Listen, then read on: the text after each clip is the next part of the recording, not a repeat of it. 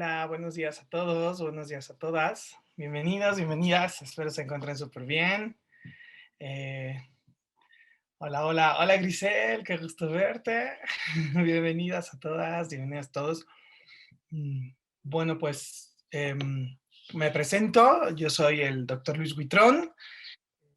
Es un gusto para mí que estén acá para esta presentación de este nuevo curso que vamos a tener el día de, bueno, que vamos a empezar en el mes de agosto. Que es un curso muy interesante sobre la expulsión de los judíos de España y también su impacto y su desarrollo en la Nueva España, o sea, es decir, en México.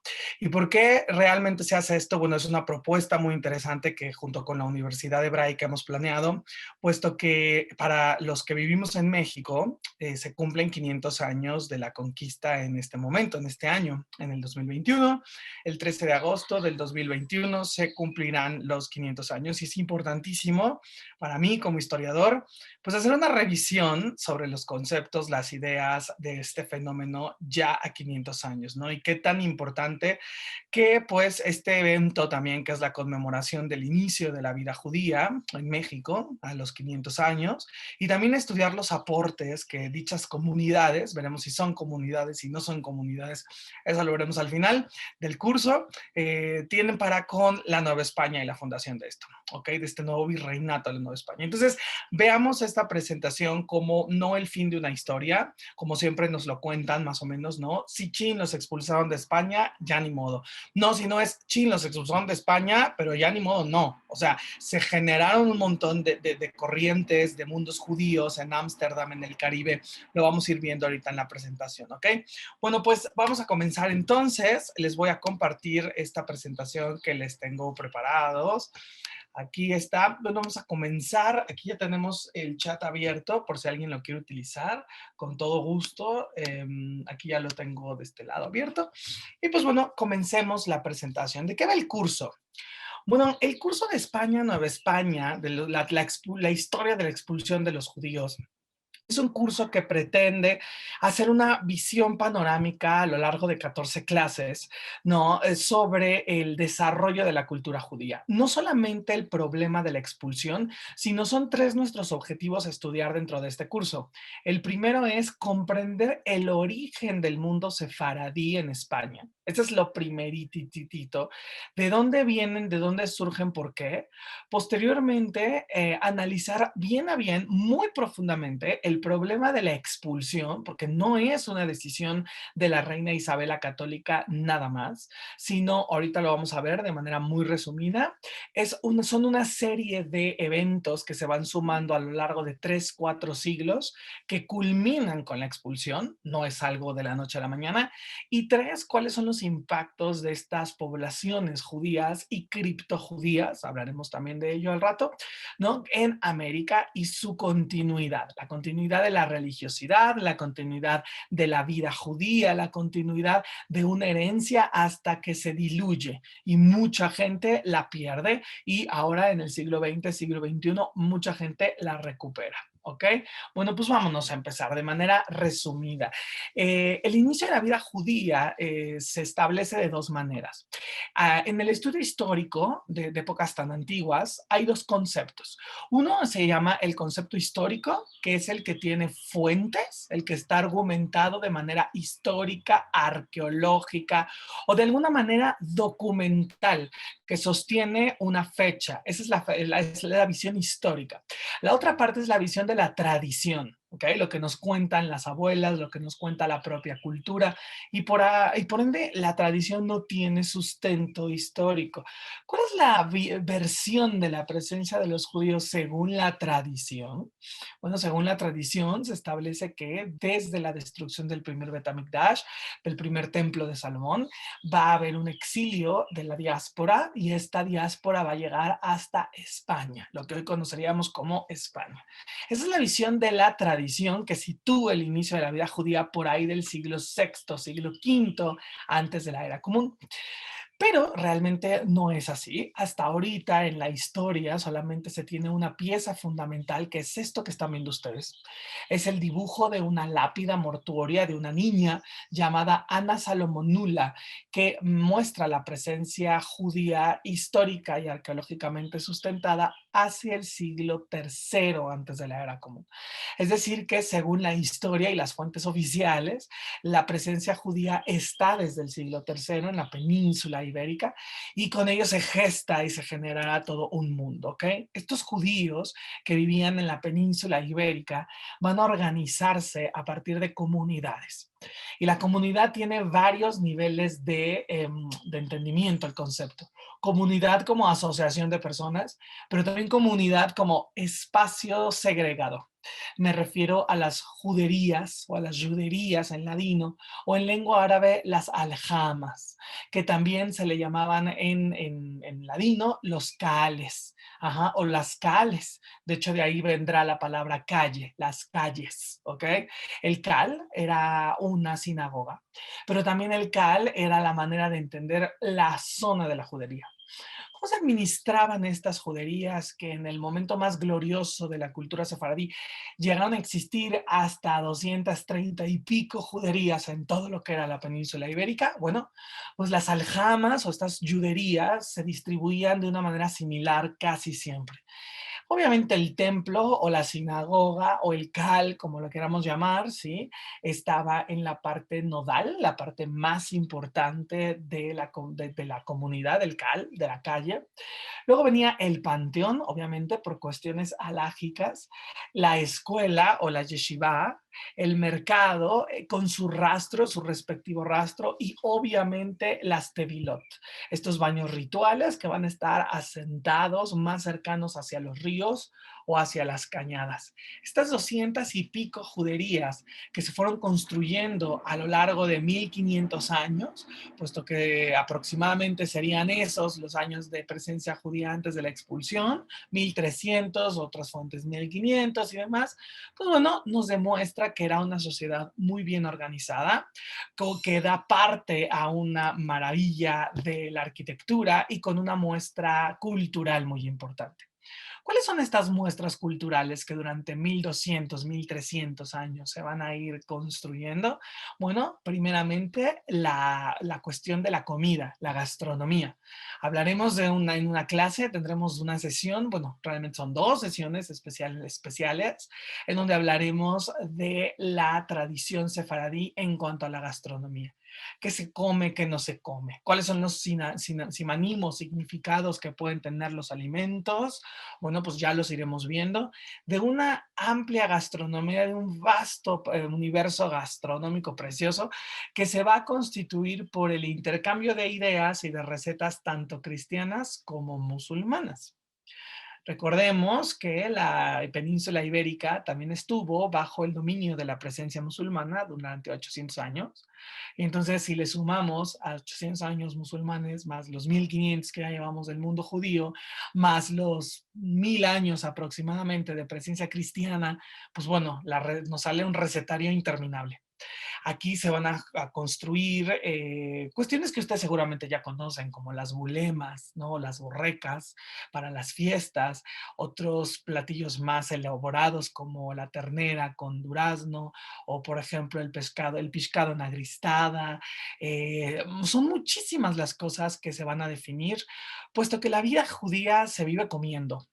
Y no solamente el concepto del año judío, que va a tener cada uno su receta, sino también la vida judía, la comida para la jupá, la comida para la shive, la comida para el bris. Todos estos fiestas, momentos de la vida judía están permeados por este recetario. Y a la parte del recetario se encuentra Estos dichos, ay, creo que me trabé, aquí estoy, ya, me había trabado un poco. Estos dichos que generan un maravilloso mundo sefaradí o ladino de la lengua del ladino, van a regir la vida también. Frases para vivir, frases para morir, frases para dar el pésame, frases para casar. ¿Quién ha escuchado el famosísimo novia que te vea o que el Dios me allegue a verte novia, ¿no? O hijico que te nazca? Estas son dos frases nada más de todo un mundo, de un universo de lengua que se va a ir construyendo alrededor de esta cultura de más de 1000 años en la presencia ibérica.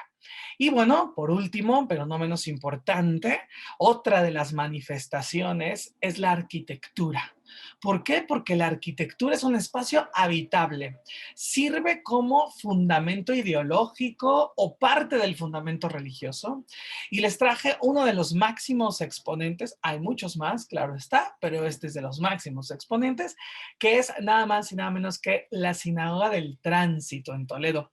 Hoy un lugar recuperado por la comunidad judía, hecho museo y también en algunas veces casa de oración, que tiene la mezcla de tecnología, hablaremos también de la tecnología y de la construcción de estos lugares, una tecnología mezcla entre el mundo mudéjar o árabe, entre el mundo sefaradí y entre el mundo cristiano. Y me refiero a los artesonados. ¿Qué son los artesonados? Estas techumbres de madera, particularmente de madera, son preciosas. Es madera dorada con hoja de oro, policromada, o sea, con colores, pintada, labrada, incluso a veces grabada por medio del calor. Estas estructuras que fueron muy populares desde el siglo XI y llegaron a su máximo esplendor hacia el siglo XV, fueron las techumbres que adornaron las sinagogas como la Sinagoga del Tránsito o la Sinagoga de Santa María la Blanca en Toledo, pero también dentro del mundo cristiano, como la Catedral de Teruel, por ejemplo. Estas maravillas de estructuras representan el intercambio cultural de estas tres religiones culturales, el cristianismo, el islam, el judaísmo, que trabajaron en conjunto para armar estas maravillosas estructuras que, chisme aparte, eran hechas por los mismos barqueros, las personas que trabajaban en los astilleros, ¿sí? Y que en México nos llegaron bastantes. Por desgracia, se cayeron, se quemaron, se destruyeron y solamente se conserva alguna que otra en Michoacán, en las famosas guatáperas michoacanas, y en Tlaxcala. Si no han ido a Tlaxcala, tienen que ir a Tlaxcala. Y después de echarse su respectivo pulque, se van a ver a la Catedral de Tlaxcala, que tiene un techo muy parecido a esto y que, bueno, ahora en pleno siglo XXI ya son muy extraños. Bueno, pues esto es la maravilla de la sala de oración de la Sinagoga del Tránsito. Es una chulada. Tiene loas a Dios, loas al rey de Castilla, Pedro I, y tiene también loas al patrono o mecenas constructor, Samuel Haleví. Y aquí vamos a hablar de la familia Haleví, ¿no? Que también va a estar en este curso, una familia muy importante, no solamente de prestamistas y de tesoreros, sino también hablaremos de la importancia de ellos como poetas, porque la familia Haleví fue bastante importante. Pero bueno, no todo era miel sobre hojuelas, ustedes ya irán pensando cómo va la narrativa. 1000 años, 1200, 1500 años de presencia judía, pues tuvieron que terminar de alguna manera. Y el evento, el fenómeno que fue limitando esta vida judía, fueron los problemas religiosos en contra del cristianismo. ¿Por qué? Bueno, por una serie de razones. Estamos hablando, ¿no? Estamos acostumbrados a pensar que Isabel la Católica es la que expulsa a los judíos, y sí, efectivamente sí, ella hace el edicto de expulsión. Pero en el curso veremos cuáles son las razones del edicto de expulsión, sin afán de excusarla ni hacer una apología de la señora, porque pues no era tan santa como nos la pintan, ¿no? Vamos a ver cuáles son las razones de la expulsión. Y nos vamos a dar cuenta que si bien Isabel es la que pone el edicto final y pone la firma final de expulsión, realmente no es ella quien inicia el problema religioso. Incluso nos sorprenderá en este recorrido que haremos entender cómo los reyes de los diferentes reinos de la península ibérica. Acuérdense que no existía España. El reino de León, de Castilla, de Aragón, ¿sí? De Galicia, de Navarra, ¿ok? Los diferentes reyes de estos reinos apoyan a los judíos. No es que los quisieran y los amaran y fuera su vida sin ellos una cosa horrorosa, no, es por la cantidad de dinero que muchos judíos muy poderosos les daban a las coronas hispanas. Entonces, ¿quién está en contra de los judíos? La iglesia. Y entonces, entre una lucha tremenda entre la iglesia y la corona, los judíos van a quedar en medio. ¿Cómo comienzan estos problemas religiosos?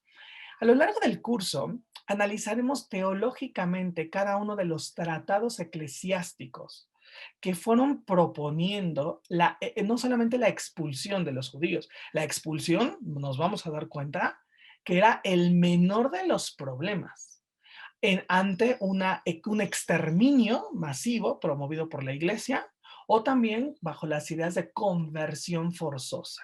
O sea, dentro de todas las tres posibles realidades del mundo judío, la expulsión suena la menos mala ante estas propuestas. ¿Y quién propone estas ideas? Es la Iglesia Católica. La Iglesia Católica y no la Iglesia Católica que viene desde Roma, la Iglesia Católica española. ¿Ok? La Iglesia Católica Española, a través del Concilio de Collanza en el año 1050, va a ser la primera que propondrá o una conversión masiva o un exterminio o una expulsión. Sorprendente ver cómo la Iglesia española es la que origina el caos y posteriormente los papas que estén a favor de los judíos tratarán de parar esta presión por la Iglesia española desde Roma, pero los papas que estén a favor de la expulsión de los judíos, ahorita veremos por qué, van a ser los que propicien. Entonces, es un juego realmente muy importante. Incluso vean esta enorme diferencia mientras en España se está haciendo el edicto de Collanza. 100 años más tarde, el Papa Inocencio III, desde Roma, publica un documento llamado Constitutio Pro Iudeis, y este documento apoya a los judíos. Entonces quiero que vean cómo el problema no es nada más iglesia contra judíos. El problema es un tipo de iglesia en contra de los judíos, otro tipo de la misma iglesia a favor de los judíos, los reyes a favor de los judíos y el pueblo en general, el pueblo cristiano, en contra de los judíos. Se empieza a construir a lo largo de la Edad Media española una serie de ¿cómo decirlo?, mitos y leyendas alrededor de los judíos. Estos mitos que iban desde el judío que es sucio, ¿no? Cosa opuesta a la realidad. El mito de una enorme cerda que alimenta a todos los judíos, que es un mito muy presente, incluso hasta en el Sacro Imperio Romano Germánico, es decir, actualmente Alemania. El judío como usurero, ese es otro de los mitos que analizaremos y nos vamos a dar cuenta que el judío no era usurero, ¿no? Son mitos construidos por la propia Iglesia Católica, ¿sí? El judío como un médico asesino, claro que porque los judíos médicos les estaban quitando la chambota a todos a los cristianos médicos, y entonces empieza este mito de es un judío que mata sanos, de ahí el apellido, el origen del apellido Matasanos, ¿ok? Y bueno, estas legislaciones llegan a decir, bueno, el señor médico judío está envenenando a la población. Esto en el momento de las pestes, que también vamos a hablar de ellas. La Edad Media es muy interesante, ¿eh? Quien diga que es solo oscurantismo y no pasó nada está un poquito equivocado, ¿no? Puesto que pasa todos estos elementos, ¿no? Y tal vez el más importante, que seguramente muchos de ustedes ya lo saben, el judío como asesino de crimen ritual. Un fenómeno que particularmente surge en Trento, en Italia, pero de ahí se expande por toda Europa y en España se apoya muchísimo. La idea de que los judíos para Pesaj secuestran niños, los matan y con su sangre hacen la matzá. No hay nada más anti-kosher que la sangre, ¿no? Y bueno, aquí ellos mezclan esta idea, los cristianos hacen su propio mito, ¿no? Y generan toda esta histeria colectiva en el momento de las ciudades medievales. Pero ¿por qué tanto odio? ¿Ok? ¿Por qué tanto odio hacia una población que no representaba un problema bélico, ni un problema económico, ni un problema de demografía?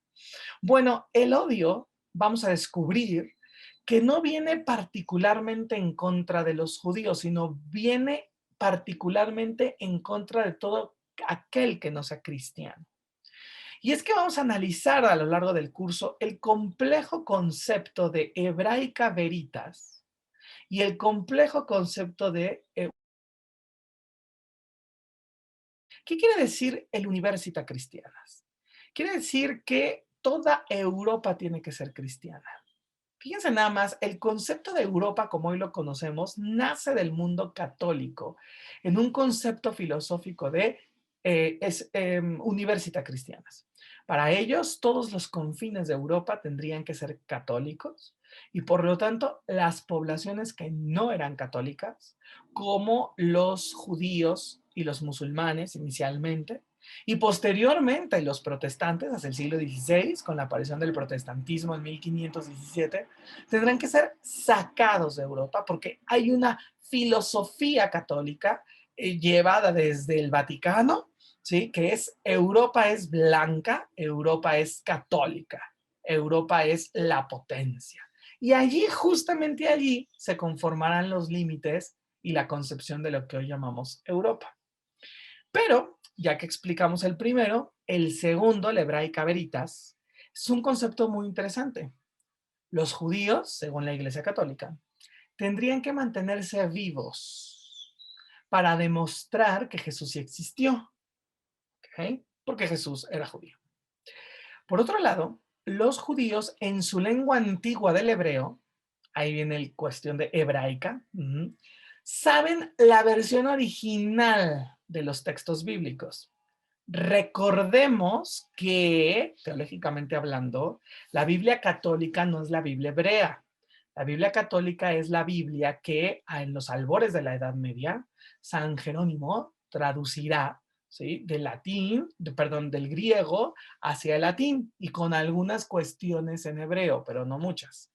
Entonces, los sacerdotes cristianos de la Edad Media ven a los judíos como ellos conservan la verdadera versión en hebreo, eso significa hebraica veritas, y por eso hay que mantenerlos, hay que cuidarlos y hay que proponer que se sigan educando en el hebreo y que tengan escuelas, porque si algún día yo tengo un problema de una traducción, de un concepto, pues me puedo acercar a un rabino y preguntarle, oiga, ¿cuál es la versión número uno? Obviamente este concepto de hebraica veritas era un concepto muy establecido por la parte más liberal de la iglesia, ¿sí? Una parte liberal que proponía, pues, que los judíos siguieran ahí en las aljamas. Pero cuando la parte conservadora de la iglesia, estos que están proponiendo la Universitas Cristiana, aprenden hebreo, se dan cuenta que el Talmud no es la Torá, digo eso, ellos no lo sabían, pero pues todo el mundo judío lo sabía, y empiezan a decir, los judíos están falseando la verdad escrita del Antiguo Testamento. Y los judíos dicen, nada de falsear. Nosotros tenemos muy bien la diferencia entre qué es Torah, qué es Tanaj, y por supuesto qué es Talmud. O que ustedes no le entiendan, ese es su problema. Pero aquí está bien definido. Y los cristianos conservadores aprovechan esto para decir, quitémosle la hebraica veritas a los judíos. Si le quitan la hebraica verita a los judíos, por lo tanto, los judíos ya no tienen por qué existir en el mundo medieval. Y comienzan las ideas de exterminio masivo. Uno de los grandes defensores, que lo veremos en esta pugna, en esta lucha entre los judíos tratando de mantener su fe y demostrar que nada está falseado, que el Talmud es otra cosa que la Torá, es el gran Rambán. El gran Rambán con N al final, Nachmanides, ¿sí? No confundir con Rambam, con M al final. Pero el pobre del Rambán, de Nachmanides, está enfrentado en contra de varios filósofos muy poderosos del mundo cristiano. Raimundo Martini, con su obra Pugio Fidei, Adversus Maurus et Judaeos, ¿sí? En contra de moros y judíos, vean la ilustración, un judío estudiando el Talmud, con un musulmán rezando y la espada de Dios directamente sobre de ellos, bastante directo el asunto. Y es ahí donde empiezan las acusaciones. Los judíos están falseando las Sagradas Escrituras. Ya no solamente hay que sacarlos de España o de los territorios españoles, hay que convertirlos forzosamente y si no, exterminarlos a la fuerza, obviamente, y aquellos que sean conversos, bienvenidos. Y este Raimundo Martini comienza una escuela filosófica muy fuerte, una escuela filosófica que tendrá a grandes personajes del cristianismo, incluso muchos que ahora son santos, como Nicolás de Lira, otro gran perseguidor de los judíos, Ramón Llull, que hasta tiene una calle, tristemente, en lo que antes era la Aljama de Mallorca, en las Baleares. Este Ramón Llull, por ejemplo, va a ser uno de los grandes y más fuertes antijudíos de toda la historia medieval, ¿sí? Y va a dejar muchos más alumnos. Entonces vean cómo va agarrando a lo largo de los siglos. Van pasando los siglos y se van construyendo muchísimo más personajes, pero también tenemos los personajes salvadores del judaísmo, cohesionantes del judaísmo. Y ante un Martini o a un Ramón Llull, ¿sí? Va a estar un Nachmanides o también un Rabbi Asher, Salomón Abraham Ibn Adret, ¿sí? Personas que van a tratar de restarle la importancia y además de mantener al pueblo judío unido.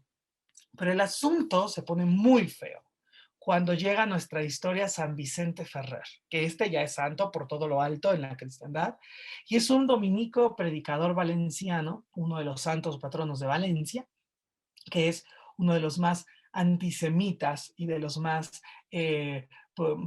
propulsadores de la destrucción de la hebraica veritas.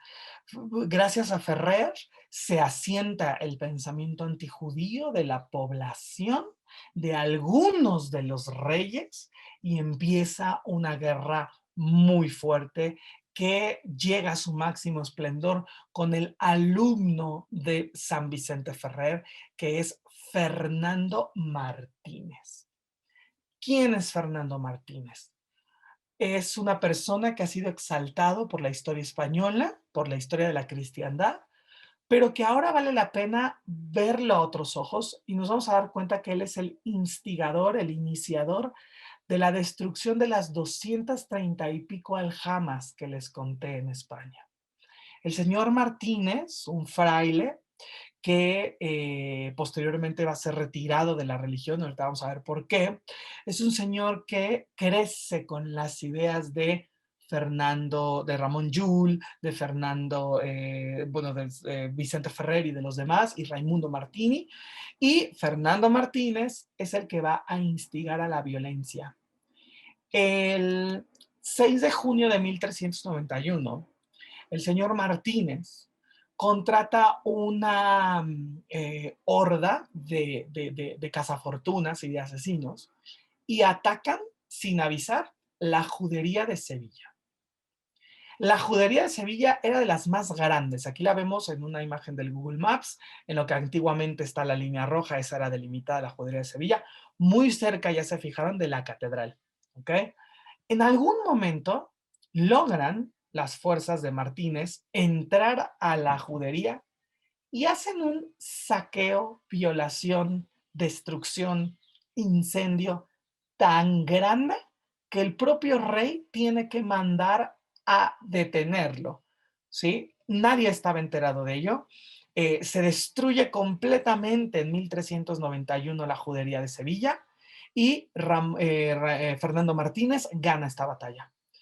Cuando Martínez entiende el apoyo tan grande que tuvo de la población cristiana, decide agarrar sus maletitas y salir junto con su ejército improvisado a destruir no solamente una judería más, sino a destruir las juderías de Córdoba, Montoro, Andújar, Jaén, Úbeda, Baeza, Toledo. Y esta destrucción se extiende hasta las Baleares, llega hasta Aragón, a la propia Barcelona, pasando obviamente por Toledo, por Zaragoza, llegan a Barcelona, incluso la destrucción de las aljamas llegan hasta el norte, en la zona de Galicia y en la zona de Navarra. Dicha destrucción de las aljamas va a reducir la vida judía de 230 y pico que existían antes de 1391 a solo 23. Es impresionante la destrucción que va a ser. Hay escenas muy buenas, muy buenas, como por ejemplo los judíos de Barcelona siendo protegidos por el rey de Aragón. Okay, o sea, no todo está mal, no todo estuvo tan mal, ¿sí? Hay escenas muy terribles, como los judíos de Mallorca siendo encerrados en un castillo para convertirse o exterminarlos. Hay otras historias terribles como la judería de Gerona siendo arrasada completamente por las fuerzas cristianas. Y a veces ya no era solo Fernando Martínez, sino que ya en este mundo o ámbito del robo y del saqueo masivo, ya era la gente que iba, ¿no? Y que no necesariamente tenían que ver con Raimundo Martínez. 1391 es un año tristísimo, puesto que estos 1000 años que llevaban de existencia van a terminar prácticamente en una noche. Se queman sinagogas, se funden objetos litúrgicos, se destruyen los rollos de la Torá, se violan a todas las mujeres de las juderías, porque era un premio cristiano hacer eso, ¿ok? Es una destrucción tremenda, absurda, que tanto el rey de Castilla como el rey de Aragón mandan apresar y ahorcar a Fernando Martínez, y la Iglesia Católica lo protege, lo saca de España, ¿sí? Y lo mandará un poco a que las cosas se calmen. Digo, vamos viendo que estos discursos, ¿no? Todavía en algunos momentos hasta actualizados, ¿no? Y la vida judía desaparecerá casi por completo en el año 1391, solo 100 años antes del edicto de expulsión. ¿A qué voy con todo esto? Después de los grandes asesinatos de 1391, quedan muchos problemas. El principal problema, según los documentos, que es un problema tristísimo, es la cantidad de muertos que empiezan a infectar las ciudades y a propiciar epidemias. O sea, la cantidad de muertos que no se pueden enterrar es tal que los reyes dicen, pues ahora ustedes que los mataron, ahora tienen que cavar las tumbas, porque no nos podemos quedar así. Dos, la merma económica que le impacta a la corona castellana y aragonesa es impresionante. O sea, los reyes tienen que doblar los impuestos a la población cristiana para tratar de medio menguar, de medio aguantar más bien aquella de crisis económica que deja el asesinato de estas cientos de aljamas. Y la tercera, el problema de los conversos.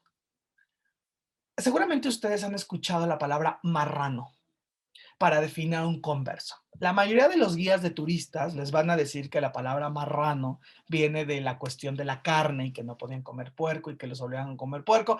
Tiene algo que ver, pero ese no es el origen. El origen de la palabra marrano se da aquí, en los asesinatos de 1391, cuando los cristianos que estaban a punto de asesinar a estas familias judías les exigían que rezaran el Maranatá. ¿Qué cosa es el Maranatá? Es un rezo cristiano, está medio confuso, pero es muy raro, muy absurdo más bien, pero es un rezo cristiano en arameo. Ustedes van a decir, órale, ¿y de dónde salió eso? Aparece en el Nuevo Testamento, en las cartas de Pablo.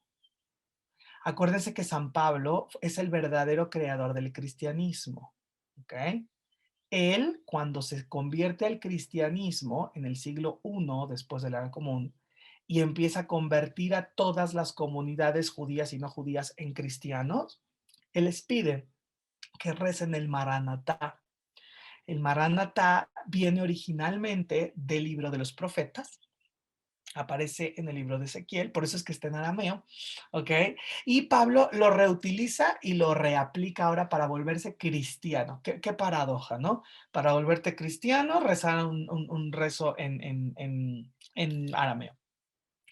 Cuando son estas conversiones masivas, producto de quemas y destrucción de las aljamas en 1391, el señor Pablo, los señores cristianos dicen, tienes que decir Maranatá.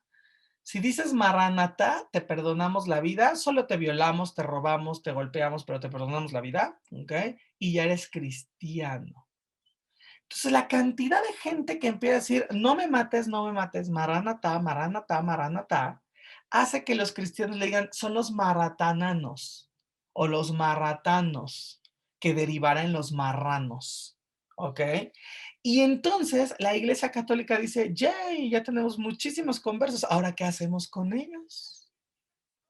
Porque hay que bautizarlos, hay que darles la confirmación, hay que darles la primera comunión, eso cuesta mucho, ¿quién nos va a pagar? Los conversos se vuelven un problema tan grande para la cristiandad, porque muchos conversos dijeron, sí, Maranatá, y en 2 años huyo y me vuelvo judío otra vez, porque esto sí era perfectamente viable a partir del pensamiento del gran Maimónides. Entonces, el problema de los conversos es realmente muy grande, porque por un lado tienes a unos conversos que están siendo criptojudíos, ahí nace por primera vez el criptojudaísmo, un chorro de conversos que dicen, no, ¿sabes qué? Sí, la fe, pero mantengo mi fe cristiana, perdón, mi fe judía, pero me hago cristiano. Otro tipo de conversos que dicen, yo ya no quiero ser judío, pero denme trabajo y voy a reclamar mis derechos como ciudadano. Ese es un problema muy grave para la corona. O tres, el peor de los problemas, judíos rabinos que se volvieron sacerdotes y cardenales, como el caso de Shlomo Halevi, que se vuelve nada más y nada menos que Pablo de Santa María, el obispo de Burgos. No, no, no. Esta historia es, no. Y vamos a estar viendo un chorro y dos montones de estas historias. Ustedes se van a sorprender de la cantidad, los vamos a decir todos con nombre y apellido, de estos conversos que dicen abandono la fe judaica, me vuelvo a la fe cristiana. Ok, eres libre de hacerlo, no hay ningún problema, pero no termina ahí. No termina allí, sino que se vuelven como estos elementos de como las actuales terapias de conversión. Ajá. Mira, si se puede, yo era judío, ahora soy católico y ahora hasta soy obispo. Y este señor, Pablo de Santa María, va a ser el que instigue al mismísimo Papa a hacer las conversiones masivas o el exterminio. Fíjense qué fuerte está viniendo el golpe en contra del judaísmo sefaradí, de los católicos sí, pero de los conversos. Obviamente la contraparte, el gran filósofo Hasdai Crescas, que analizaremos, ¿sí? Trata de sostener el judaísmo junto con otro grande de los filósofos y pensadores y rabinos, Abraham Benveniste. Este es el contexto tan complicado, ya se los había dicho que era muy complicado, en el momento en el que Isabel la Católica toma el poder. Este es el momento. Así están las piezas del ajedrez. Tenemos un Abraham Benveniste, creador de las Takanot o leyes para las juderías, y tenemos una política súper endeble de Castilla. Y cuando Enrique IV de Castilla es asesinado, ese chisme que se los contaré en ese momento, porque si se los cuento, me voy a tardar 3 horas, ¿ok? Isabel sube al trono y aparentemente Isabel es la mujer más importante para que sea la reina. Y los pocos judíos que ya había, las pocas aljamas que ya había la apoyan por una simple y sencilla razón. La nueva reina de Castilla tiene una tatarabuela judía. ¡Pum!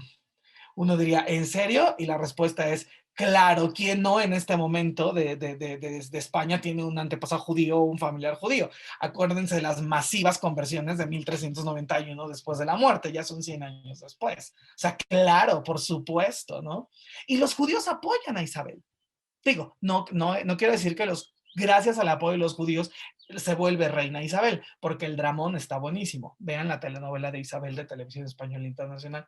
Si no la han visto, véanla. Es larga como la cuarentena, ni modo, pero está buenísima para entretenernos. Está muy bien hecha. Ahí se explica también bien. Yo igual se los voy a contar el chisme, ¿no?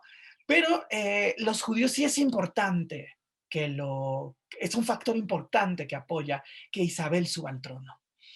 Y cuando Isabel sube al trono, leemos este documento de Isabel precioso. Los judíos son míos. Están bajo mi amparo y protección cada uno de ellos, sus personas y sus bienes. Y les aseguro que todas y de cualesquiera personas, porque de derecho canónico y según las leyes de estos nuestros reinos, son tolerados y sufridos. Este documento es súper importante. No es que Isabel quería a los judíos, no. Isabel quería mucho a sus judíos, a su médico, a su contador, a sus amigos judíos, sí, claro, los quiere muchísimo, vamos a hablar de ello, vamos a hablar de estas muestras de cariño que les tiene, pero al pueblo judío en general de España son tolerados y sufridos. Esa es la realidad histórica. Y y nosotros, los mandamos tolerar y sufrir y que vivan en nuestros reinos como súbditos y vasallos. O sea, estos son los documentos que vamos a ir analizando muchos a lo largo del curso. No, estos son los verdaderos documentos que te arrojan luz sobre la perspectiva. Y el golpe final lo pone Torquemada. En el curso hablaremos quién es Torquemada, por qué Torquemada, viniendo de judíos también, es tan antijudío.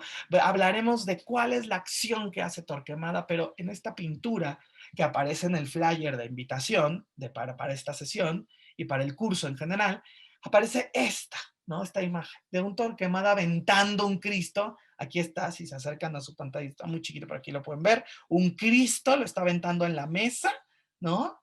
Y les está diciendo a los reyes, los judíos vendieron a Cristo por 30 monedas. ¿Quieren hacerlo vosotros? Háganlo.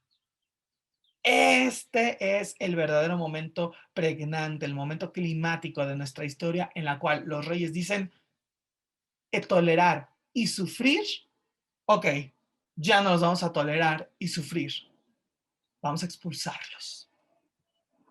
¿Sí? Claro, en el curso hablaremos más profundamente de este dicto de Granada o el decreto de la Alhambra que en 1492 expulsa a la población judía y posteriormente a la población musulmana. Hablaremos de Cristóbal Colón, hablaremos del momento particular en el que está Isabel en este momento, hablaremos de todo lo que sucede en este caótico año de 1492 en el que se expulsan a los judíos, se expulsan a los musulmanes, se conquista Granada y además se descubre América. ¿Okay? O sea, es de verdad un momento súper, súper, súper impresionante. Pero nuestra historia no acaba aquí, para nada. Lejos de tener una visión pesimista, que sí la hubo, porque no podemos obviarla a través de la expulsión del pueblo judío en 1492 o a través de los terribles pogromos o asesinatos de 1391, ¿no? Pero sí hay que rescatar lo mejor. Y lo mejor es que migraron. Estos judíos, ¿a dónde irán? A todos lados. Incluso en ese momento estará un papa projudío, ¿sí? El papa Alejandro Borgia, Alejandro VI, Rodrigo Borgia, que ya les contaré el chisme de por qué se deben tantos favores Isabel y el Papa, ¿ok? Y el Papa es el que acepta a los judíos en sus territorios. Y comenzarán las grandes judecas, de Roma, o la gran judeca de Venecia, la gran judeca de Florencia, o donde se acuñará posteriormente en Mantua la primera palabra del gueto. ¿Ok? Posteriormente, los judíos migrarán al mundo de Ámsterdam, el mundo de Holanda. Analizaremos la cultura sefaradí en Holanda, esta cultura migratoria que generará la Gran Sinagoga de Ámsterdam, por ejemplo, la Snoga. Analizaremos brevemente los judíos que se van al Imperio Otomano, a toda la parte del norte de África, pero nos vamos a centrar muy particularmente en los judíos que pasan a las Américas. En Portugal, en Ámsterdam, en el Imperio Otomano y en América habrá presencia judía importantísima a lo largo del siglo XVI y los finales del siglo XV y del siglo XVI y XVII, por supuesto. Estos judíos generarán varias comunidades, analizaremos a fondo cada una de ellas. La famosísima comunidad de Recife, cuya sinagoga es del año 1636, y hoy ha sido rescatada la sinagoga Kaal Sur Israel, y ahí se encuentra todavía. Analizaremos el caso de los judíos en Nueva Ámsterdam, llegados hacia 1625, que Nueva Ámsterdam hoy se llama Nueva York, ¿ok? Y analizaremos cuáles son estas comunidades judías, todas sefaradíes, ¿eh? Todas sefaradíes. Digo, claro, hoy no nos imaginamos un Nueva York sin la vida judía, de las comunidades Hasidim, ¿no? Pero no, o sea, los primeros pobladores judíos de Nueva York no eran Ashkenazim Hasidim, sino eran sefaraditas. Ajá. El caso de Curazao también, con la famosísima sinagoga Mikvé Israel Emanuel, una preciosidad de la arquitectura, muy famosa porque tiene arena en lugar de piso, y ya hablaremos por qué. Y cerraremos todo este recorrido en una serie de clases, las últimas por supuesto, sobre el tremendo dramononón de los judíos aquí en Nueva España.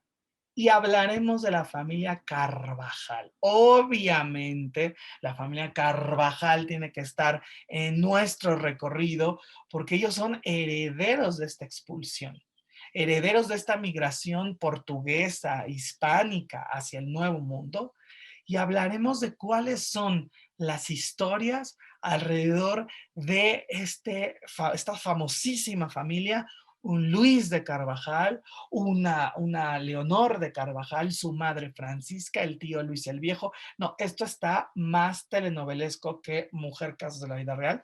Y vamos a ver cómo influye en la presencia judía en la fundación de no solamente Monterrey, sino en la fundación de Monterrey y de otros pueblos más, a partir de una vida piadosa, con estos manuscritos preciosos que escribe Luis de Carvajal el Joven, que es una maravilla de manuscritos, y que además van a ser robados en 1930 y regresados a México en el 2017. O sea, vean cómo la historia sigue. También estos documentos hechos por los Carvajal tienen su propia historia de aventuras, ¿sí?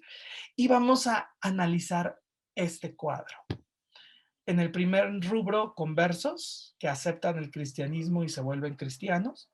En el segundo rubro, conversos, que aceptan el cristianismo, pero siguen viviendo como judíos a escondidas.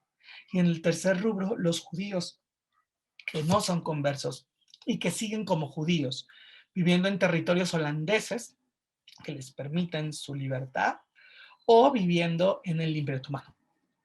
El dramón surge cuando las familias tienen de estos tres en su mismo linaje. Imagínense el dramón. Yo quedé converso, tú quedaste criptojudío y la prima no sé qué quedó judía. Y seguimos una relación familiar.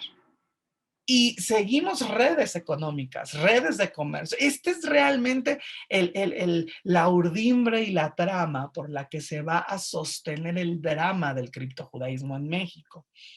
Fundaciones como Monterrey, Pachuca, van a ser judías, van a tener presencia judía.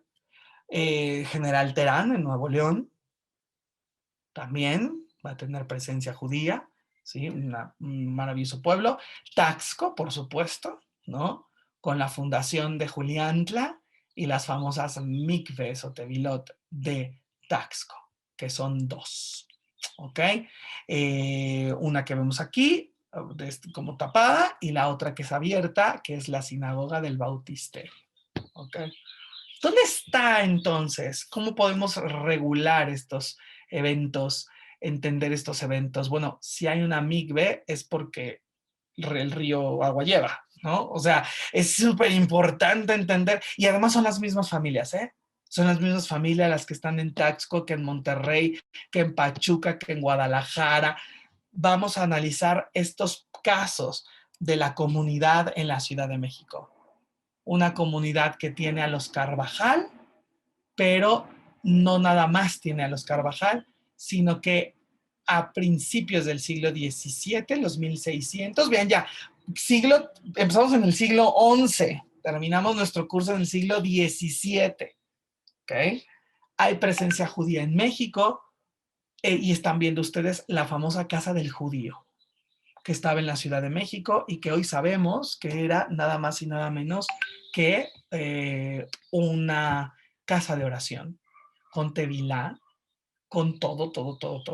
Y por desgracia, aunque la casa ya no existe, el terreno sigue estando allí, delimitado por las mismas calles, a las afueras del centro histórico de la Ciudad de México, en lo que actualmente es el barrio de La Merced. Y de esta manera podemos concluir la presentación del curso para abrir a preguntas, dudas que tengan algunas de ustedes. Pero lo más importante, viendo una narrativa muy clara. Hay una presencia, hay un mundo judío que según la tradición surge desde muchos años antes, pero según la historia surge desde el siglo III antes de la era común. Se gesta en Sefarad, hablaremos del origen de la palabra Sefarad, por supuesto, y no va a morir con la expulsión, sino va a continuar. Y en el caso de México se va a diluir, sí, va a terminar diluyéndose, asimilándose, pero no sin antes pelear dos grandes batallas, la de la quemadera de judíos de 1596 y la de 1640. Son dos grandes batallas, una liderada por la familia Carvajal, otra liderada por la familia Sobremonte, Treviño y Sobremonte. Y estas dos grandes batallas es, no, seguimos existiendo aquí en la Ciudad de México a 2 siglos de la expulsión, a 1 siglo de la expulsión, a muchos años de la expulsión. Y esta presencia judía en México, que hablaremos de ella, el impacto en la descendencia, en todas aquellas personas actualmente que han ido construyendo su identidad al reencontrarse con esta rama judía, raíz más bien sería la palabra, raíz judía, que deviene desde el siglo XX o siglo XXI y que se arraiza hasta los albores del año del siglo X o del siglo XI. La historia de la migración y de la expulsión no tiene que ser vista como un fenómeno acabado. Pienso yo como historiador que tiene que ser vista como un fenómeno que terminó, sí, es verdad, pero que propició la emergencia de muchas más comunidades religiosas y culturales judías que siguieron existiendo incluso hasta los albores de las independencias americanas, ¿no? Bueno, de esta manera, esta será la narrativa por la cual hablaremos en el curso, nuestras 14 sesiones. Sobre esto, el curso incluye obviamente bibliografía, videos, materiales en la página de la Universidad Hebraica, así que, bueno, pues la cuestión es pues de narrativa, aquí están, y pues se les extiende la invitación para que formen parte de nuestro grupo a partir de agosto, y nada, me dará más gusto que volverlos a ver allá. ¿Alguien tiene alguna duda, alguna pregunta, algún comentario, por favor? Hola Dalia, ¿cómo estás? Qué gusto verte. Bienvenida. ¿Alguien tiene alguna pregunta, comentario, por favor? Vivian, mi querida Vivian, qué gusto verte. Hola, hola. Bueno, pues, si no tienen algún comentario, León, ¿cómo estás? Qué bueno verte. Pueden escribir a la Universidad Hebraica para preguntar las cuestiones de las constancias, de los pagos. El horario va a ser los lunes no, no es cierto, los martes, aquí lo tengo, serán los martes de 11 a 1 de la tarde. Las clases son de 2 horas, ¿ok? Con un breve receso a la mitad. Y pues comenzaremos en agosto, ¿ok? Víctor, por favor, Víctor Ávila, te escuchamos, ¿sí? Prende tu micro y te escuchamos.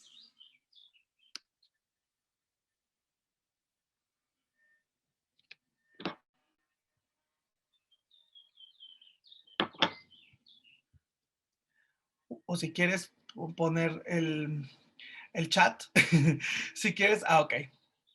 Ok, salió, ok, perfecto. Ok. ML, por favor, levantó la mano. ML, te escuchamos, ML.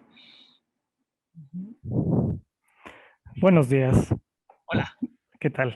Quisiera saber sobre el curso, si también yo sé que va a ser virtual, pero se programa alguna visita, como decías, al centro, a las antiguas sinagogas, algún tema de gastronomía, que sería muy padre también tener algo así presencial. Esa es mi primera pregunta. Y segunda, como parte del temario, yo creo que no llegas a la actualidad, pero no sé si se va a tocar algo sobre la ley 12/2015 de España en relación al reconocimiento a la comunidad y a los descendientes. También sería interesante conocer eso. Gracias, muy interesante. No, por nada, muchas gracias. Pues mira, por desgracia ahorita no hay visitas planeadas, puesto que pues, la contingencia sigue. Ojalá, para mí sería todo un gusto llevarlos y eso queda completamente establecido.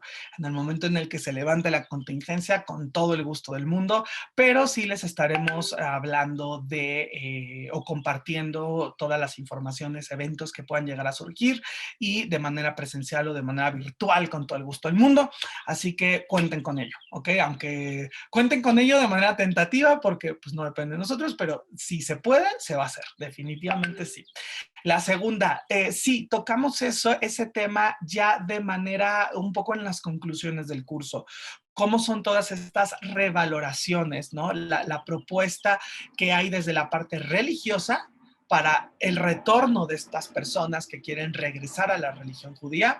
Dos, la cuestión política e internacional bajo los ojos de este nuevo entramado económico que España necesita para sobrevivir, ¿ok? Y, por supuesto, hablaremos de todas estas personalidades o mecenas que han ayudado a manejar estas políticas de retorno para proponerte un pasaporte español, ¿no? O proponerte alguna otra cosa. Entonces, claro que sí, entrarán de esto de manera tal cual. Dice el anfitrión, no permite prender el micro. Ya entendí, Víctor. Sí, pues escriban en el chat, por favor, por favor, por favor, porque yo no sé aquí cómo el... Sí, ok. Tampoco el chat, no, bueno, Dios de mi vida. Acá tenemos... Listo, listo, Ya. ya me permitieron. Oye, Perfecto, estuvo qué muy bueno. interesante como tu conferencia así pequeñita, que fue muchísimo material y no me dio tiempo ni de...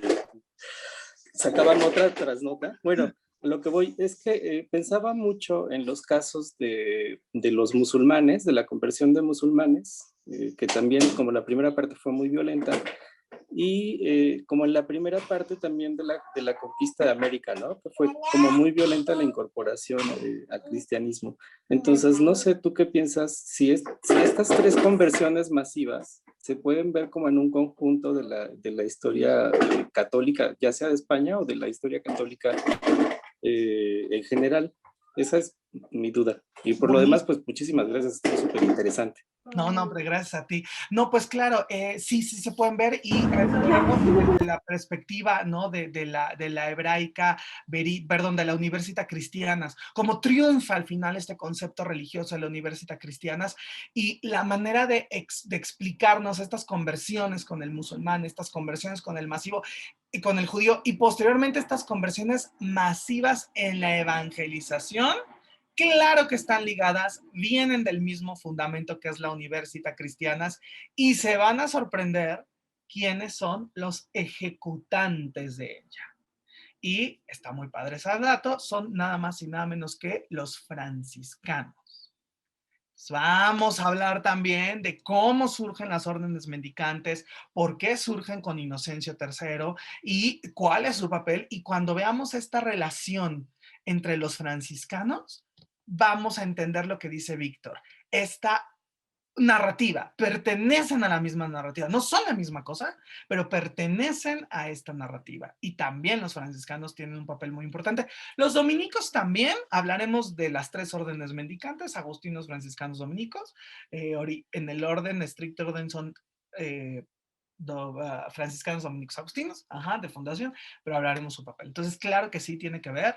Y además tiene que ver un chanchullo ahí del Papa Borgia, bien padre el chisme, bien padre con Isabel, porque se debían muchos favores. Entonces, favoritismo de Isabel con Papa Borgia, negocio, más la cuestión histórica, ¿no? de los franciscanos como órdenes mendicantes, dedicadas a la evangelización, por supuesto, son los entes que unifican la narrativa. Muchas gracias, Víctor.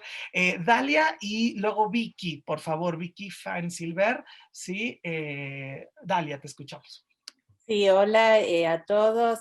Lo que te quería decir, Luis, que me encantó esta presentación y nos vemos en agosto. La semana que viene me inscribo. Me encantó tu curso anterior y te sigo a todas partes. Así que muchísimas gracias. Mil gracias, Dalia. Gracias. Qué gusto escucharte. Y claro, nos vemos en agosto. Muchas gracias. Vicky Feinsilver, por favor. Sí. Muchísimas gracias, maestro. Extraordinaria exposición, clarísimo, didáctico. Y yo te tenía una pregunta aquí ahora sí que en la intimidad o los que estamos escuchando. ¿Sientes alguna diferencia en el pleno siglo XXI sobre el antisemitismo, las falsedades? Hoy justo en la mañana leí un enlace judío que están acusando a los judíos que somos, más bien dicho, al ejército israelí que está atacando a niños, que gasean. O sea, probablemente ha cambiado la fecha y los métodos o las formas de discriminación hacia el judaísmo, hacia el judío, hacia todo lo que implicamos desde el punto de vista político, económico, socialmente hablando. Esta cultura es profundísima, ancestral, y para mí, hoy por hoy, no cambia nada más que la fecha en el calendario y las formas de exponer la discriminación, el odio. Entonces mi pregunta es, cuando estudiamos tanta historia, cuando hay tantos elementos, ¿qué pasa? Sí. ¿Qué pasa con todo lo que aprendemos, con todo lo que sabemos? ¿De qué manera contribuimos a un mundo mejor? Sí. Pues mira, yo pienso que coincido contigo en muchos puntos, ¿no? Se sigue repitiendo. La respuesta viene, para mí, de la cuestión académica, puede tener 2 orígenes, el origen histórico y el origen sociológico. El ser humano siempre ha manifestado esta otredad en cuanto a las minorías.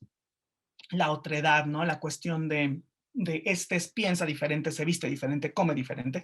Y cuando dichas otredades son minorías y no tienen un poder económico, un poder bélico y demás, pues empiezan a manifestarse todas estas condiciones del mundo antiguo, una persecución antijudía en el mundo medieval.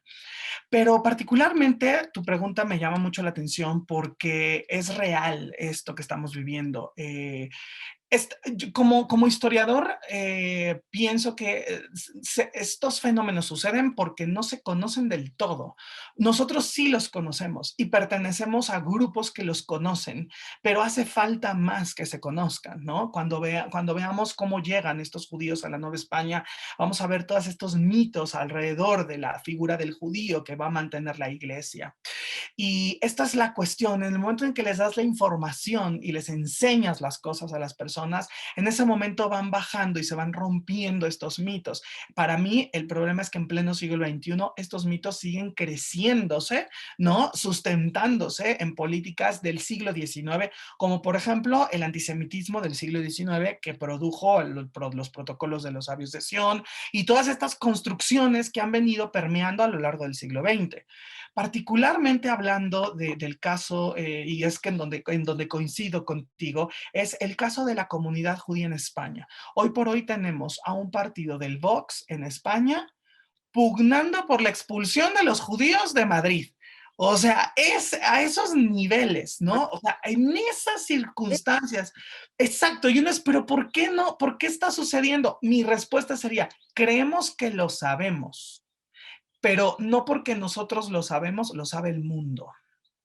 Entonces, mi postura sería, si se están dando estas manifestaciones, es mostrarle al otro la realidad de esta otredad, quitarle las herramientas a los demás a partir de la vía académica, de la vía cultural, de la vía amable y demostrarle que en ese Madrid o en ese mundo en general también cabe el otro.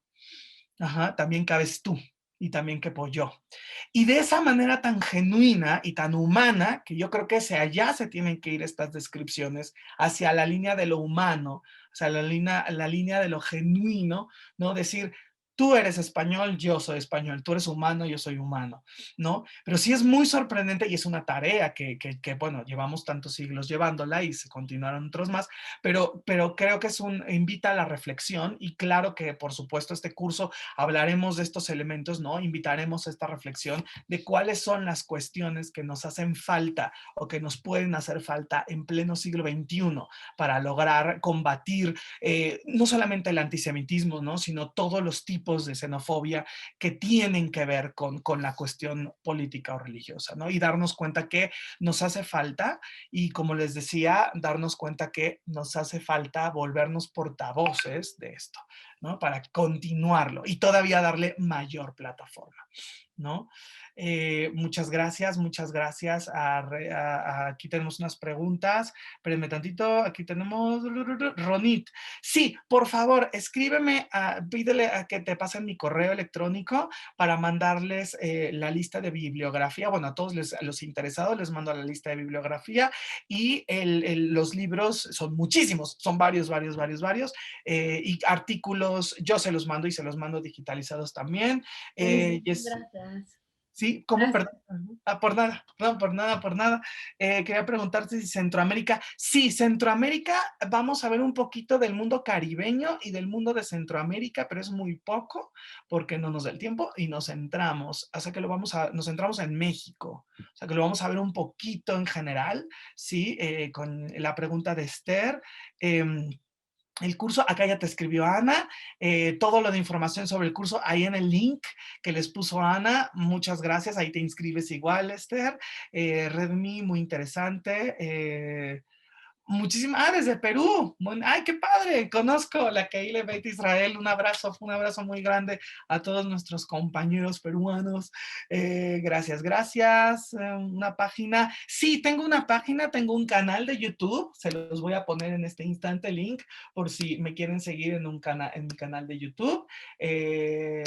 Ahorita les digo cómo. Les voy a pasar el link. Se llama Taller de Historia porque me gusta la historia y es como un taller. ¿Ok? Entonces, acá les pongo todo. Les pongo el link, ¿sí? Se los comparto. Ahí me pueden seguir en conferencias, pláticas que doy, más la información aquí de la Hebraica, ¿sale? Y bueno, pues muchísimas gracias a todos. Creo que no falta más. Sí, Maestro. Sí, Vicky, por favor. Ay, sí. perdón, es que de repente se me fue completamente la imagen. Okay. No pude ya escuchar en ya casi la última parte que usted me estaba explicando, en lo que sí coincidía conmigo.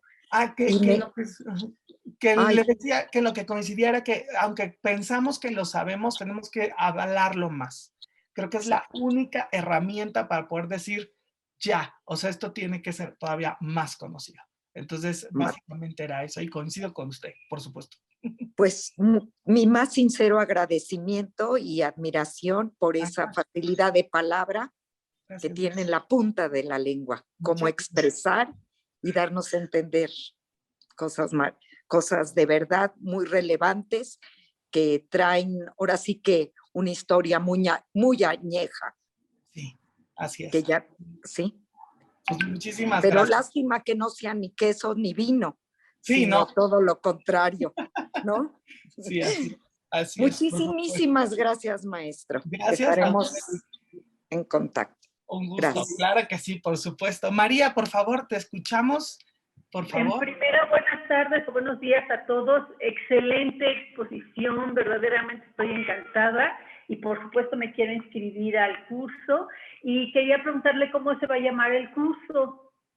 El curso es de España, no de España, la expulsión de los judíos. Así se va a llamar el curso. Sí, pues espero verlo con muchísimo gusto porque es extraordinario y efectivamente, como dicen por ahí, tiene el don de la palabra, pero no solamente eso, sino también el del conocimiento. Entonces yo estoy contentísima, mil gracias y felicidades a todos. No, hombre, muchísimas gracias. Bueno, pues gracias a todas, gracias a todos.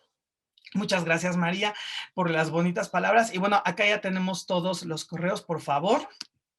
Voy a descargar este archivo, ¿sí? Y para tenerlo, denme un segundo. Aquí está.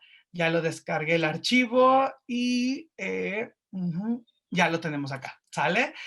Pues muchísimas gracias a todos, que tengan una excelente tarde. Les agradezco muchísimo que les haya gustado la presentación y bueno, cualquier cosa con mi queridísima Ana para que les ponga aquí la información de todo lo necesario. Sí, con Ana Flores, ahí le pueden escribir y pues me quedo a sus órdenes. Que tengan excelente tarde y pásenla bonito. Ok, nos vemos. Bye. Shalom, shalom. Gracias por todo. Shalom. Gracias a todos, a todas. Bye. Chao, Nos chao. vemos. Bye, bye. Bye, bye.